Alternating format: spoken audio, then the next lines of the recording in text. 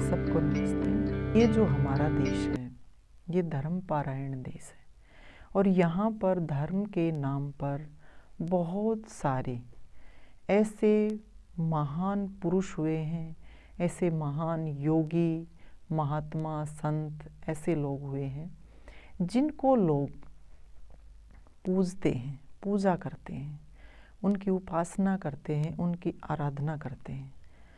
अब जो आराधना का जो स्वरूप है, उनकी जो पूजा का स्वरूप है, वो किस प्रकार का है कि उसकी एक तस्वीर बना दी जाती है।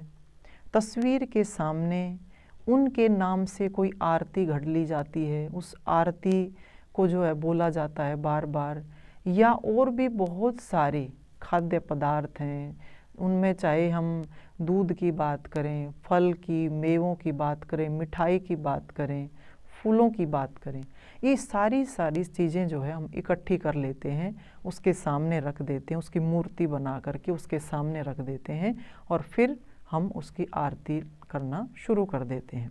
और फिर क्या मानते हैं कि इससे जो है उसकी पूजा हो गई है, उसकी आराधना हो गई है और इस पूजा से खुश होकर के वो हमें बहुत बड़ा गिफ्ट देने वाला है, बहुत बड़ा उपहार देने वाला है। ये सोच हम बना करके चलते हैं। जितने भी महापुरुष हुए हैं, हम अपने देश की बात करें, जितने भी महापुरुष हुए हैं वो आज इस दुनिया में नहीं हैं जिन जिन के प्रति लोग ये मान्यता बनाए बैठे हैं। क्योंकि ये भी एक जीवन की सच्चाई रही है कि जीते हुए, जीवित रहते हुए, चाहे कोई कितना भी बड़ा महापुरुष क्यों ना हो, कितना भी बड़ा संत क्यों ना रहा हो, लेकिन इतनी ज़्यादा पूजा, उसकी इतनी ज़्यादा आराधना किसी की नहीं जाती। मरने के बाद ही उसको जो जिंदा किया जाता है, उसको जीवित किया जाता है। लेकिन जो ये मानने का तरीका है, आराधना पूजा करने का तरीका है, ये कहीं ना कहीं ऐसा लगता है कि इसमें हम कोई ना कोई ऐसी मिलावट करके चल रहे हैं या फिर हम इस चीज़ के प्रति स्पष्ट नहीं है। हमारा मन मस्तिष्क जो है वो ठीक ठीक इस रूप में जानता नहीं है।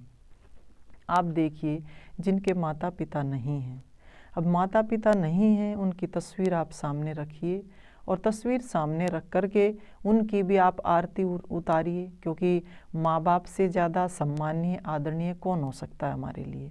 उनकी आप पूजा आराधना कीजिए और फिर उनसे मांग लीजिए, आपको मिलेगा क्या।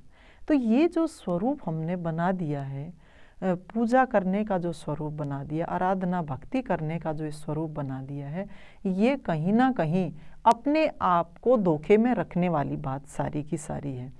क्योंकि जब भी किसी को याद किया जाता है, जब किसी को भी याद किया जाता है तो वो गुणों से ही किसी को याद किया जाता है।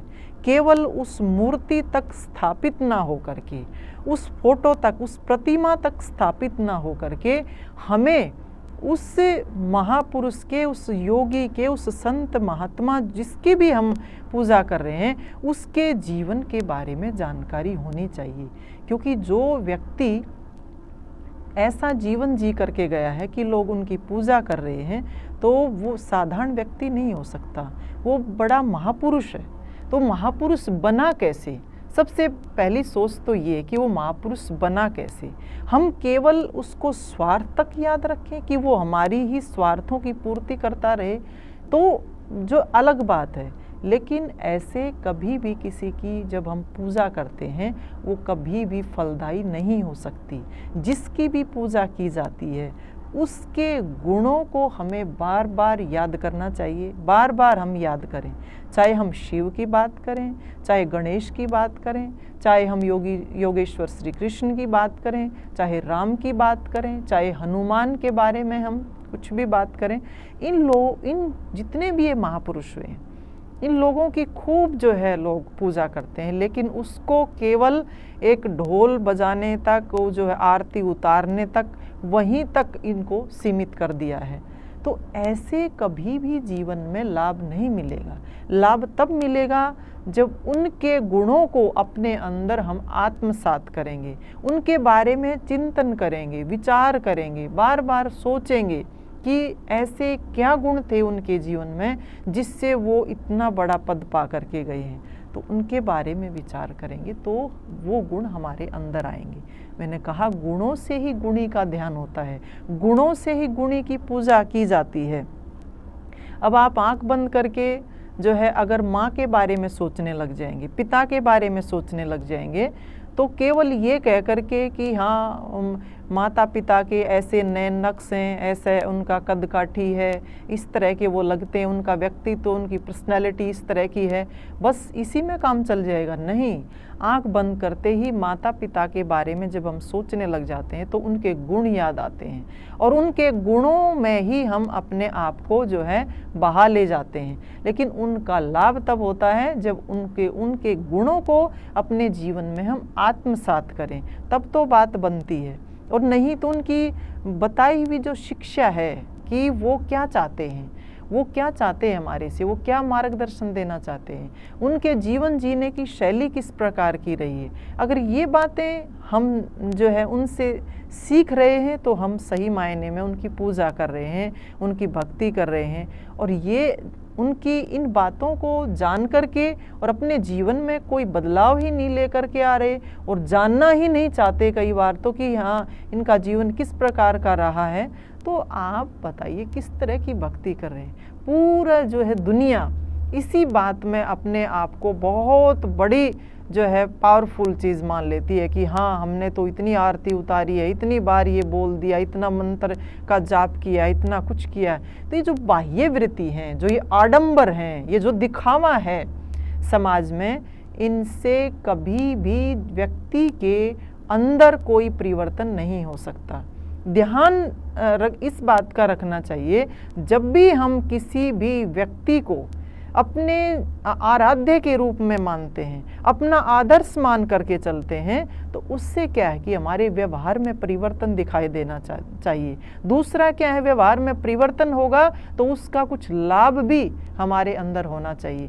केवल स्वार्थ की पूर्ति के लिए और इन लोगों का नाम ले ले करके हम ढोल बजाते रहेंगे तो कभी भी जीवन में कोई परिवर्तन नहीं हो सकता, कभी हमारी आत्मिक उन्नति नहीं हो सकती।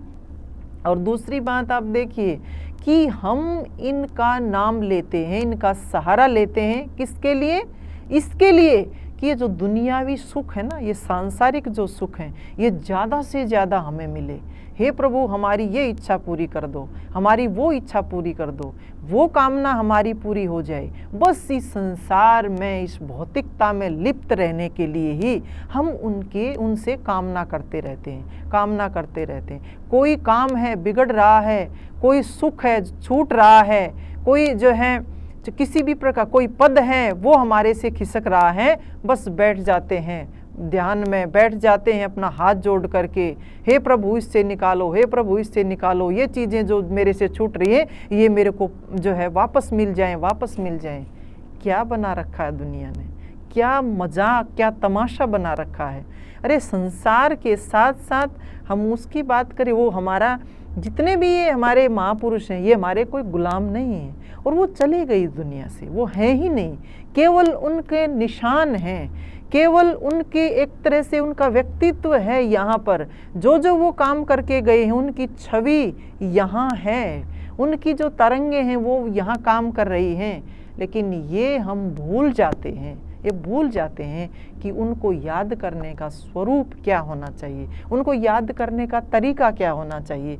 हम बिल्कुल बेहोश हुए उनको याद करते हैं, लेकिन ऐसी जो महान आत्माएं, दिव्य आत्माएं हैं, उन जो है वो कहीं ना कहीं जहाँ भी हैं, चाहे वो इस दुनिया में से सब कुछ जो भी तमाशा ये देख रही होंगी, कभी भी उनसे हमारा भला नहीं हो सकता, कर भी नहीं सकती, क्योंकि हम केवल भक्ति के नाम पर, पूजा के नाम पर, आराधना के नाम पर तमाशा करते हैं, केवल तमाशा करते हैं। जीवन में कोई बदलाव नहीं। ये हम जो शिव जी का नाम ले रहे हैं और भांग घोट करके पी रहे हैं, बेहोश हो रहे हैं। क्या शिव जी ऐसे थे जो हमें नशे की तरफ लेकर के जाएंगे? कितना बड़ा ये व्यसन है नशे का, कि जो व्यक्ति इस नशे में घुस जाता है उसका जीवन बर्बाद हो जाता है। तो क्या शिव जी हमें नशेड़ी बनाता है? हमें ये सोचना चाहिए कि हमें इन लोगों का क्या स्वरूप बना दिया है। योगी राजकृष्ण की बात करते हैं तो वो भोगी बनाता है, हमें जो है काम वासना जगाता है। योगी राजकृष्ण की रासलीला में ही हम अपने आप को इतना ज़्यादा जो है लीन कर देते हैं, इतना जो है इतना बहा देते हैं अपने आप को।